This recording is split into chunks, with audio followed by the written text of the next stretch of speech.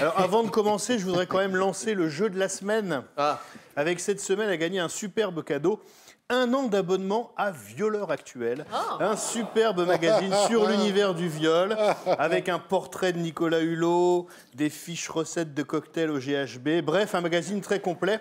Alors pour le gagner, il suffit de répondre à la question suivante.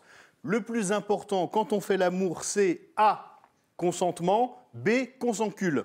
Envoyez A ou B au 4212. Ah, il y a une réponse fausse, hein, forcément. Et donc, les courriers. Alors, je commence... Pardon. Mais vous êtes au courant qu'on est en direct à la télévision? Oui, mais non, mais... On n'est pas dans votre cuisine. Il y a une réponse bonne, une réponse fausse. Voilà, 10 heures. C'est un peu tôt, quand même. Ouais. Je commence avec un message d'Éric Zemmour. Un peu tôt. Je vous écris au sujet du variant Omicron. Je trouve que nommer le virus avec des lettres de l'alphabet grec est une mauvaise idée, car ça ne fait pas peur. Je suggère donc aux scientifiques de nommer les prochains variants avec des noms qui font vraiment peur, comme par exemple le variant Abdel, le variant Mustapha, le variant Toufik, le variant Rastaquouère, le variant LGBT ou le variant femme. Oui. Là, vous parlez de choses qui vous font peur à vous, mais pour que ça marche, il faudrait des noms qui font peur à toute la population. Du genre le variant Attila, ou le variant Belzébuth, ou le variant nouvel album de Zaz. Là, d'accord. Tout le monde flippe. Ah, il y a des fans. Pardon. Je croyais qu'il y avait un consensus. bien. Désolé. Elle est bien, non, pardon, enchaînez. j'ai mal choisi. Merci, ça, c'est dégueulasse. enchaînez. Et alors, je continue avec une question de Jean Jérémy à Bordeaux. Les fêtes de Noël approchent. L'année dernière, Pierre Humic, le maire écologiste de Bordeaux, avait interdit les sapins de Noël dans notre ville. Que nous prépare-t-il cette année ? Alors, c'est vrai que l'année dernière, il avait mis la barre très haut, mais vous allez voir, cette année, il s'est creusé les méninges puisqu'il va continuer de réformer Noël avec 3 mesures phares.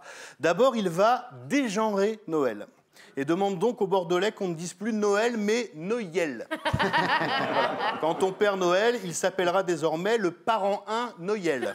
Prenez des notes. Ensuite, il installera à la mairie de Bordeaux une crèche 100% végane, donc sans Jésus, hein, parce que c'est quand même le nom d'une saucisse lyonnaise. Jésus qui deviendra donc Tofu de Nazareth. Et troisième mesure... Il va supprimer les illuminations de Noël, de Noël.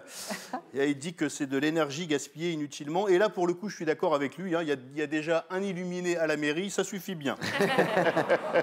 Alors, j'ai également une question de Marie-Charlotte à Fontainebleau. Alors, celle-là, j'ai aucune idée de la réponse. Donc, je me suis dit que j'allais la poser à Mireille Dumas. Vu que vous avez toujours été un peu psy, vous allez peut-être pouvoir aider Marie-Charlotte qui nous demande... Pourquoi sur les emballages, c'est écrit quand c'est ouverture facile et jamais quand c'est ouverture chiante? Mireille ne sait pas non plus. Alors, je termine avec les résultats de notre sondage de la semaine. Un sondage Ipsos Vinaigrette en partenariat avec Adopte un loser, l'application de rencontre pour les femmes qui fantasment sur les losers. Va sur Adopte un loser, si tu aimes les perdants, tu trouveras ton bonheur. Paraît qu'il y a Xavier Bertrand. Et donc...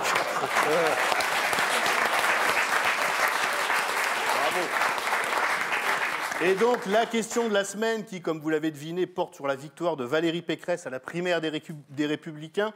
J'ai demandé aux téléspectateurs, pensez-vous que la France soit prête à mettre une femme à la tête de l'Élysée?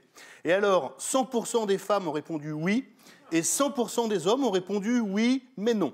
Merci, merci, Adopte un loser. Xavier Bertrand m'a chopé, il bandait, j'ai kiffé.